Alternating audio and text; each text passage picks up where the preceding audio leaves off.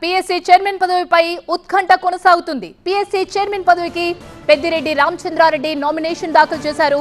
పెద్దిరెడ్డి తరపున నామినేషన్ దాఖలు చేశారు ఎమ్మెల్యే బూచేపల్లి శివప్రసాద్ రెడ్డి చంద్రశేఖర్. అసెంబ్లీ సెక్రటరీకి నామినేషన్ పత్రాలు అందజేశారు వీరు. పీఎస్సీ చైర్మన్ పదవి ప్రతిపక్షానికి ఇవ్వడం ఆనవాయితీ.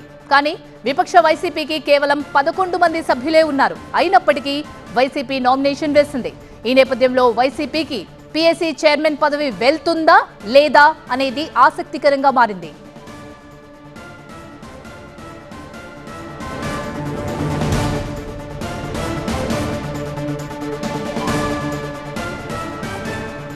పీఎస్సీ చైర్మన్ పదవిపై ఉత్కంఠ కొనసాగుతుంది. దానికి సంబంధించిన బ్రేకింగ్ న్యూస్ చూస్తున్నాం. పీఎస్సీ చైర్మన్ పదవికి పెద్దిరెడ్డి రామచంద్రారెడ్డి తరపున నామినేషన్ దాఖలు చేశారు ఎమ్మెల్యేలు బూచేపల్లి శివప్రసాద్ రెడ్డి చంద్రశేఖర్. అసెంబ్లీ సెక్రటరీకి నామినేషన్ పత్రాలు అందజేశారు వీరు. పీఎస్సీ చైర్మన్ పదవి ప్రతిపక్షానికి ఇవ్వడం ఆనవాయితీ. కానీ విపక్ష వైసీపీకి కేవలం 11 మంది సభ్యులే ఉన్నారు. అయినప్పటికీ వైసీపీ నామినేషన్ వేసింది.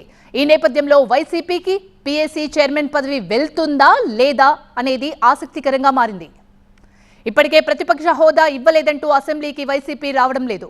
వైసీపీకి అసెంబ్లీలో ప్రతిపక్ష హోదా లేదని అధికార పార్టీ చెప్తున్న నేపథ్యంలో పీఎస్సీ చైర్మన్ పోస్ట్ ఎవరికి దక్కుతుందో అన్న ఉత్కంఠ రేపుతోంది.